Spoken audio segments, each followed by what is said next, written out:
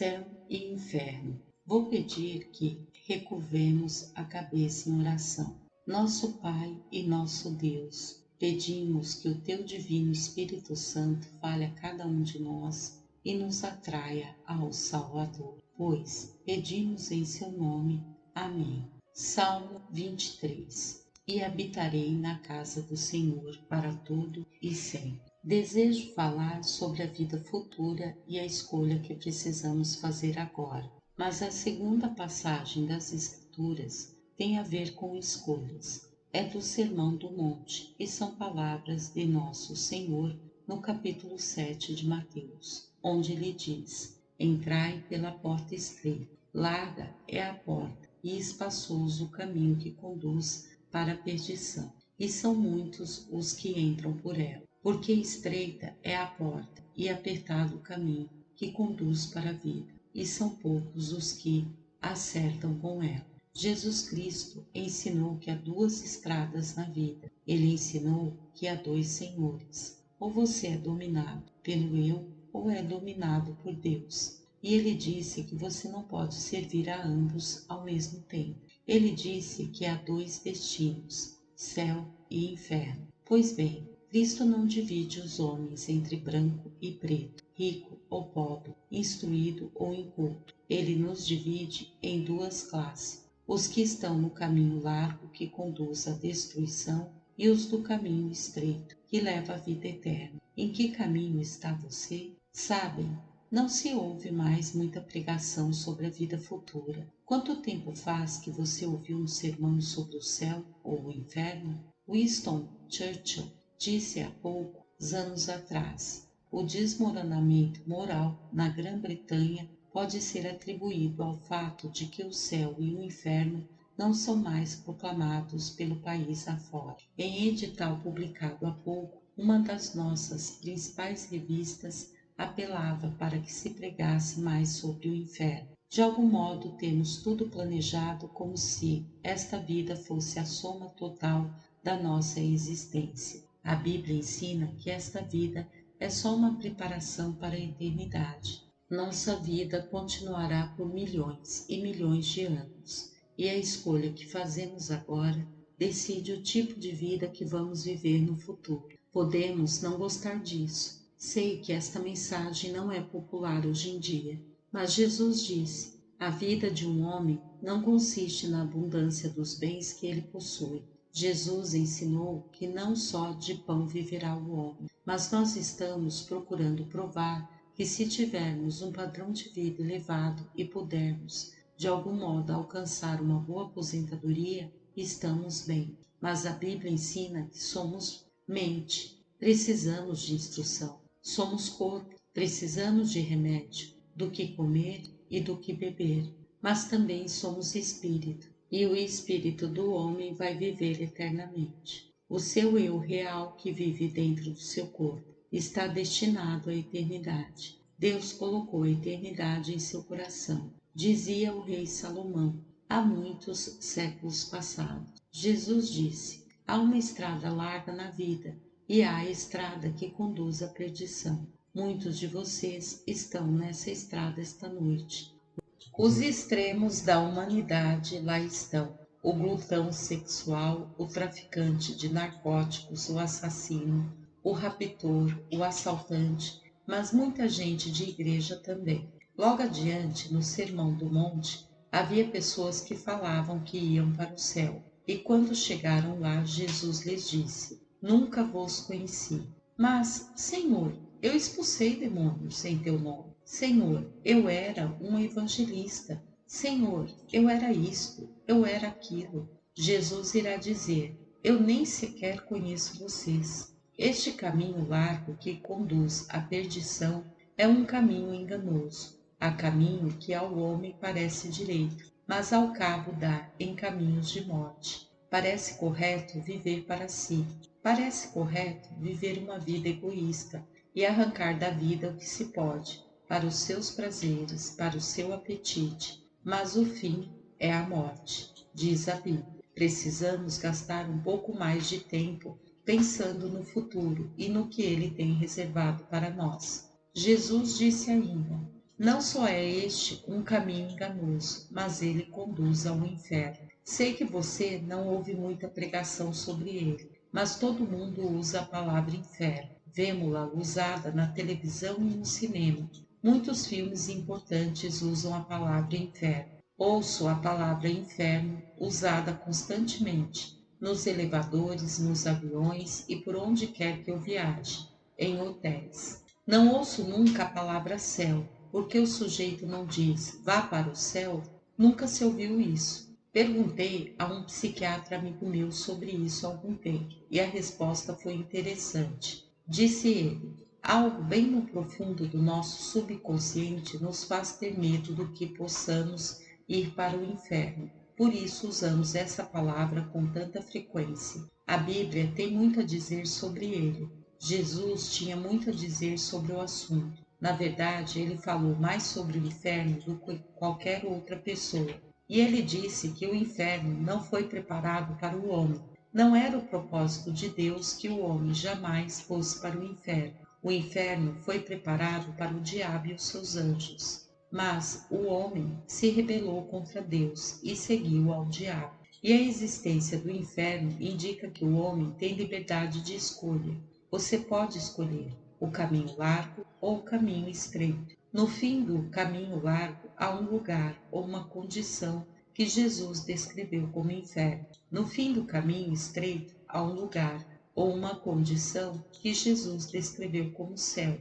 E cada um de nós está num desses dois caminhos que conduzem a esses dois destinos. A Bíblia ensina que haverá um juízo. Deus há de trazer a juízo todas as obras, até as que estão escondidas, quer sejam boas, quer sejam más. O salmista dizia: Deus julgará o mundo com justiça e os povos consoante a sua fidelidade. O apóstolo Paulo escreveu aos Tessalonicenses nestes termos: quando do céu se manifestar o Senhor Jesus com os anjos do seu poder, em chama de fogo, tomando vingança contra os que não conhecem a Deus e contra os que não obedecem ao Evangelho de nosso Senhor Jesus. Estes sofrerão penalidade de eterna destruição, banidos da face do Senhor e da glória do seu poder. Que significam todas essas passagens bíblicas? Seja o que for o inferno, e há muitos enigmas, e eu não pretendo resolvê-los todos. Seja o que for que o inferno possa significar, ele é separação de Deus. Há 3 palavras que Jesus usou frequentemente para descrevê-lo. Uma delas é o fogo. Sabemos que Deus tem um fogo que queima e não consome, com a sarça ardente que Moisés viu. Tiago diz: a língua é posta em chamas pelo inferno. Sabemos que isso não se refere à combustão, que o fogo em si não está realmente em sua garganta e em sua língua. Trata-se de linguagem simbólica. E os teólogos, através dos séculos, têm discutido e debatido sobre o que esse fogo significa. A Bíblia diz: nosso Deus é fogo consumidor. Jesus contou a história do rico que foi para o inferno e pediu que Lázaro molhasse a ponta do dedo em água para refrescar-lhe a língua. Poderia ser que o fogo de que Jesus falou é uma eterna busca de Deus, que nunca é satisfeita? Sem dúvida que isso seria inferno, ficar para sempre afastado de Deus, separado da sua presença. Jesus disse: eu sou a água da vida, e jamais conhecer a água da vida seria inferno. Jesus usou também outra palavra, escuridão. A Bíblia diz: Deus é luz, e Jesus disse: os filhos do reino serão lançados para fora, nas trevas. Ele disse em Mateus capítulo 22, amarrai-o de pés e mãos e lançai-o para fora nas trevas. O apóstolo Pedro disse: Deus não poupou a anjos quando pecaram, antes, precipitando-os no inferno, os entregou a abismos de trevas. Que quer dizer isso? Aí, outra vez, as trevas são a separação de Deus. Deus é luz, a separação da luz é treva. A terceira palavra usada por Jesus é morte. A segunda morte, segundo a Bíblia. Deus é vida, O inferno é a morte do espírito, morte da alma, separação de Deus. A morte e o inferno foram lançados para dentro do lago de fogo. Esta é a segunda morte, dizem as Escrituras. A Bíblia ensina que Deus não tem nenhum prazer nisso. Deus ama você. Ele mandou o seu Filho para que você não se perdesse. Ele ensinou o Espírito Santo para movê-lo e convencê-lo, para que você não se perdesse. E se você está perdido e vai para o inferno, será por sua própria escolha deliberada, porque Deus jamais planejou que você fosse para lá. É sua própria decisão. Este é um pensamento aterrador e deveria nos perturbar a todos. Você dirá: não estou certo de poder aceitar isso. De acordo com a última pesquisa nacional de opinião pública, 65% dos norte-americanos creem na existência do inferno. 35% dizem que ele não existe. Pois bem, vamos supor que haja 10% de possibilidade que Jesus estivesse certo. Somente 10% de possibilidade. Digamos que haja 10% de possibilidade de uma vida no além e de que haja uma vida de destruição e separação de Deus. Desejo perguntar-lhes: vale a pena arriscar? Se eu fosse ao aeroporto Kennedy e eles me dissessem: há 10% de possibilidade que este avião em que você vai viajar não chegue ao seu destino. Descobrimos algo errado no motor, mas vamos voar assim mesmo. Garanto-lhes que esperaria por outro avião. Entretanto, quantos de nós arriscamos nossas vidas, nossas almas imortais? Você tem a escolha. Sim, existe uma estrada larga. Jesus diz que muitos estão palmilhando por ela. A maioria da humanidade está nessa estrada. São muitos os que entram por ela. Vejamos, porém, agora o caminho estreito. São poucos os que andam por ele. Jesus disse: a entrada para o caminho é uma porta estreita. Note, uma porta estreita. O fato é que não gostamos da palavra estreita. Estamos vivendo numa era de tolerância. Estamos vivendo na época do cada um por si. Você pode crer qualquer coisa que desejar. Sabe, isso não é verdade na maior parte dos aspectos da vida. Suponhamos que os astronautas que irão à Lua em julho entrem pelo caminho errado e em órbita errada, e o comandante em Houston diga: não há nada não. Há uma porção de caminhos que conduzem até lá. Continuem na mesma direção. Eles continuariam e nunca mais voltariam. Não, eles seguem leis precisas. Toda a natureza é dirigida por leis exatas. Sabemos a que temperatura a água ferve. Sabemos a que temperatura a água se congela. Sabemos que todas essas leis científicas operam com perfeita precisão. Estamos descobrindo as leis da natureza. Por que agiria Deus a esmo com relação às leis espirituais e morais? Elas são igualmente tão precisas, se não mais. Jesus disse: o caminho é estreito, a porta é estreita, e acrescentou: se você quer ir pelo caminho estreito que conduz à vida eterna, terá de passar pela porta estreita. E qual é essa porta? Jesus disse: eu sou o caminho, eu sou a porta. Se alguém entrar por mim, será salvo. Jesus disse: não procure vir por algum outro caminho. O ladrão é que age assim. Ele disse: só há uma porta. Eu sou o caminho, eu sou a verdade, eu sou a luz, eu sou o caminho para o céu. Você tem de vir por mim. Você talvez diga: Billy, não posso aceitar isso, quero ir para o céu. Tenho uma ideia de que há uma vida futura e tenho também uma ideia de que talvez haja um céu, mas simplesmente não consigo ir por esse caminho de Jesus. Pois eu sinto muito, mas não posso transigir neste ponto. Tenho que seguir o livro das leis. Não posso barganhar. Não tenho autorização da Bíblia para barganhar com sua alma. Não tenho autoridade para rebaixar o padrão. Jesus disse: eu sou a porta. Se alguém entrar por mim, será salvo. Jesus disse: se a vossa justiça não excederem muito a dos escribas e fariseus, jamais entrareis no reino dos céus. A justiça que ele exige vai além das obras. Você não pode conseguir o caminho para o céu pelo seu esforço, e você não pode comprar o caminho para o céu. Isso é um dom de Deus por causa do que Cristo fez na cruz. Pela graça sois salvos, mediante a fé, e isto não vem de vós, é dom de Deus, não de obras, para que ninguém se glorie. Você dirá: como vai ser o céu?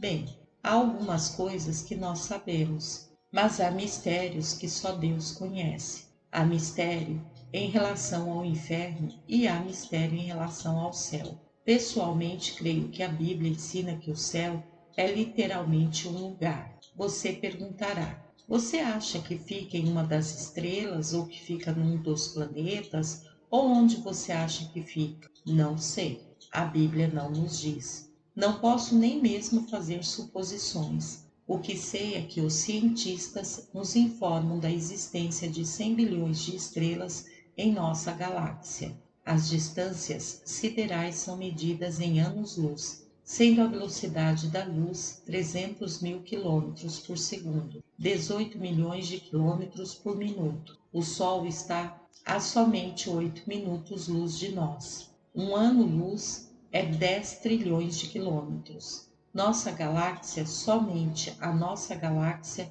tem um diâmetro de 100 mil anos-luz. Existe 1 bilhão de galáxias, e em cada galáxia calcula-se que haja 100 bilhões de estrelas e planetas. Creio que neste imenso universo, Deus pode achar algum lugar para nos colocar no céu. Não estou preocupado quanto ao lugar em que será. Sei que será onde Jesus está. Jesus disse: vou preparar-vos lugar. Leio na Bíblia que Abraão aguardava uma cidade cujo construtor e artífice era Deus. E sei que as Escrituras afirmam que não temos aqui cidade permanente. Só há uma coisa permanente na vida, e essa é sua transitoriedade. Nada dura. Os jornais publicam diariamente a sessão necrológica. Morremos e deixamos tudo. Não somente o céu é um lugar, mas a Bíblia ensina que o céu será nossa pátria. A Bíblia diz que no momento em que você aceita Cristo, torna-se um cidadão do céu. Agora somos cidadão de 2 países. Sou cidadão desta terra, mas sou cidadão de outro mundo. Sou cidadão do céu por causa do que Cristo fez na cruz. E neste mundo, com todo o seu secularismo e materialismo e todas as suas forças hostis, estou vivendo para Deus. Sou um estrangeiro e peregrino. A Bíblia refere-se a isso em vários lugares. Em Hebreus capítulo 11 se diz que eram estrangeiros e peregrinos sobre a terra. 1 Pedro 2 diz: exorto-vos, como peregrinos e forasteiros que sois. Nossa cidadania está no céu. Como bons cidadãos aqui na terra devemos votar, devemos interessar-nos na comunidade em que vivemos e ajudar no seu desenvolvimento. Como bons cidadãos, devemos interessar-nos em todos os problemas sociais existentes. Como bons cidadãos, devemos fazer tudo ao nosso alcance para tornar melhor o lugar em que vivemos. Mas somos cidadãos de 2 mundos, este mundo e o futuro. Somos cidadãos do céu. Minha cidadania está lá. Já vivi a maior parte da minha vida aqui. Tenho 50 anos. Provavelmente não viverei mais 50. Na verdade, ficarei muito feliz se chegar a 60 ou 65 anos. Ficarei feliz se eu viver até o final desta reunião. Nunca sabemos, mas pela média da vida humana, a maior parte da minha vida já se foi. Estou agora do lado poente da vida. Já sou avô e me orgulho muito disso. Fico feliz por ser um cidadão do mundo futuro, com toda a propaganda que se faz atualmente relacionada com a aposentadoria e os centros de repouso. Você imagina que, quando se aposentar, está no céu. Bem, tenho estado em muitos desses lugares e conheço muitas dessas pessoas idosas. No primeiro ano de aposentadoria, estão cheios de energia, mas não demora que comecem a se acomodar e começam então a compreender que o próximo passo é o caixão, com os achaques e dores e problemas da velhice. Não é bem aquilo que a propaganda dizia, a não ser que você tenha Cristo no coração. Porque a verdade é que você experimenta o céu no momento em que recebe a Cristo. O céu vem habitar em seu coração porque Cristo é céu. Ele disse: o reino de Deus está dentro de vós. Na vida futura, nós que conhecemos a Cristo, vamos ser semelhantes a Ele. Você não gostaria de viver num mundo em que todos se parecessem com Jesus? Pois bem, isso é o que a palavra de Deus diz. Amados, agora somos filhos de Deus e ainda não se manifestou que havemos de ser. Sabemos que, quando Ele se manifestar, seremos semelhantes a Ele, porque havemos de vê-lo como Ele é. 1 João 3:2. No céu não haverá discriminação racial, não haverá pobreza, não haverá guerra. Os policiais não terão nada que fazer. Oh, que mundo glorioso será esse, o céu! Tudo que esta palavra significa, tudo que você jamais sonhou, a utopia com que sonhamos e pensamos um dia, poder construir na terra sem conseguir fazê-lo, isso encontraremos no céu. O céu será um lugar de serviço. Você não vai ficar lá simplesmente deitado debaixo de uma palmeira, sem fazer nada. Muita gente tem essa ideia do céu. Uma das grandes religiões do mundo ensina isso. A Bíblia diz que haverá trabalho para nós. Acredito que alguns não gostam da ideia, mas o fato é que vamos trabalhar, porque em Apocalipse 22:3 se lê: os seus servos o servirão. Tenho para mim que seremos capazes de viajar de um planeta para outro, e aquilo que a ciência está agora começando a vislumbrar, vamos ver de maneira completa e perfeita. Todas essas coisas da ciência serão reais no céu. E sabem com que rapidez eu penso que iremos viajar? Isto é minha especulação particular. Não se encontra na Bíblia. Sabem qual é a maneira mais rápida de se viajar para qualquer parte? Pelo pensamento. Pois bem, penso que estou em Marte. Estou lá. Qual é aquele programa de televisão em que a feiticeira torce o nariz e imediatamente está noutro lugar? Ela pensa e pronto. Bem, este é um pequeno vislumbre do que poderá vir a acontecer. Podemos, na força do pensamento, percorrer o universo, servindo a Deus como embaixadores a outros planetas, porque seremos os filhos de Deus. Vamos ser alguma coisa que os habitantes de outros planetas provavelmente nunca sonharam que seriam. Seremos, na realidade, filhos do Deus vivo, que governa todo esse universo. Isso é incrível. É quase impossível de se acreditar, mas é o que a Bíblia ensina. Somos filhos de Deus. O céu será o lugar em que todos os enigmas se resolverão. Por que tivemos que sofrer aqui? Por que nossos queridos foram levados exatamente na ocasião em que foram?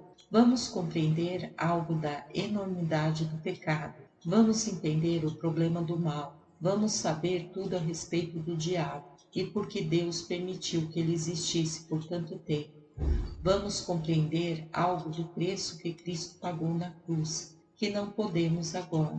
Quando ele diz: Deus meu, por que me desamparaste? Nenhum de nós pode entender o que se deu naquele momento, mas naquele dia entenderemos. Vamos saber por que existe o inferno. Vamos entender por que Deus agiu como agiu. Sabem de uma coisa: eu tenho 10.000 perguntas a fazer ao Senhor logo que chegue lá. Quero fazer-lhe algumas das perguntas que estes universitários me fizeram e que não pude responder, simplesmente por serem enigmas da Bíblia, cujas soluções não podemos encontrar. Devemos aceitá-los pela fé. Pessoalmente, arrisquei o futuro eterno da minha alma, como muitos aqui, no fato de que a Bíblia é verdadeira e que Jesus sabia o que estava falando. Não posso forçar você a fazer o mesmo. Eu lhe peço que o faça. Esta é uma decisão que você pode recusar-se a fazer. Você não tem de crer nisso. Você tem o privilégio de escolher. Você tem liberdade de escolha. Eu também tenho essa mesma liberdade. E eu escolhi aceitar estas verdades. e com isso achei respostas a muitas perguntas em minha vida e achei paz, segurança e tranquilidade. Alguém me escreveu um hino, creio que foi Gypsy Smith. Diz o seguinte: se estou sonhando, deixe-me continuar sonhando. Meus pecados já se foram. É um sonho maravilhoso. O céu será o lugar da coroação final do Rei dos Reis. Que dia não há de ser aquele? A Bíblia diz, e nele estará escrito: Rei dos Reis e Senhor dos Senhores. Eu e você estaremos presentes à coroação de Jesus Cristo, quando ele for coroado Rei do Universo. Eu aguardo ansioso esse dia. Meu lugar está reservado. Foi comprado, não por minha prata nem por meu ouro, e sim pelo sangue de Cristo na cruz. Que experiência maravilhosa será aquela! Quando George Frederick Handel escreveu O Messias, ele estava enfermo e em péssima situação financeira. Seu braço direito e seu lado direito estavam quase inutilizados pela paralisia. E repentinamente lhe veio a inspiração do coro do Aleluia. Foi cantado primeiro em 1743, creio que no Covent Garden, em Londres. Quando chegaram ao coro, o Senhor onipotente reina, Rei dos reis e Senhor dos senhores. O rei da Grã-Bretanha, a mais poderosa nação da época, ergueu-se e com ele o imenso auditório para homenagear o Rei dos reis e Senhor dos senhores. Ouçam bem, nós os crentes não precisamos andar aí de ombros caídos, desanimados e desesperançados. Estamos no caminho para o céu. Esta não é a nossa pátria e este não é o nosso mundo. Vamos ajudar em tudo o que pudermos, mas estamos a caminho para um mundo melhor. Quando alcançamos esta perspectiva, podemos ser melhores servos do Senhor aqui nesta terra. A Bíblia apela para nós no sentido de fazermos esta decisão. Faça esta decisão agora e receba Cristo como seu Senhor e Salvador. O Times informou em sua edição de hoje que Neil Armstrong deverá pisar o solo lunar às 2h17 do dia 21 de julho. E no jornal de ontem vimos fotografias de Neil Armstrong treinando a alunissagem do seu aparelho. Se você pretende pôr os pés no céu, precisará fazer um pouco de exercício aqui embaixo. Deve ensaiar colocando seus pés na rocha dos séculos, Jesus Cristo. Você o conhece como seu Salvador?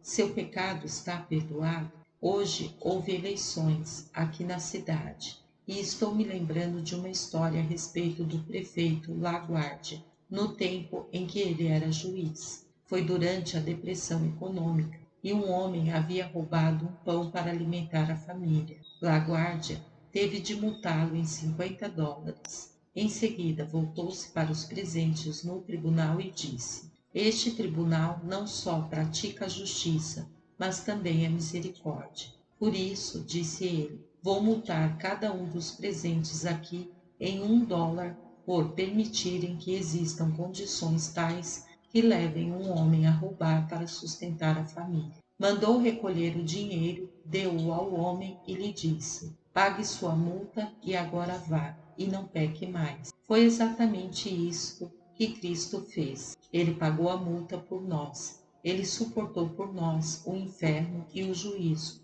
e a destruição que nos aguardava no fim do caminho lá. Agora Deus diz: eu amo você, eu lhe perdoo, vá e não peque mais. Você entra por aquela porta estreita e vive trilhando o caminho estreito e vai chegar ao céu. Em que caminho você se encontra esta noite? Em que direção está viajando? Está indo para a destruição ou no caminho da vida? Qual deles? Você pode escolher agora. Você pode dar o primeiro passo. Não é fácil entrar pela porta estreita e não é fácil seguir a Cristo, mas é uma experiência sublime e gloriosa, mesmo aqui na terra. A alegria, a paz, a segurança, a certeza do perdão que Ele lhe dá, tudo isso, e o céu também, por uma escolha que você faz. Você dirá: por que Deus a fez tão simples? Ele fez a salvação tão simples para que todos pudessem entrar. O cego, o pobre, o surdo, o preto, o branco, o amarelo, o vermelho, qualquer um pode crer, qualquer um pode receber, qualquer um pode vir pela fé. Ele disse: todo o que quiser é vir. O convite está sendo feito a cada um aqui. Você não quer vir? Amém. Graça e paz, irmão.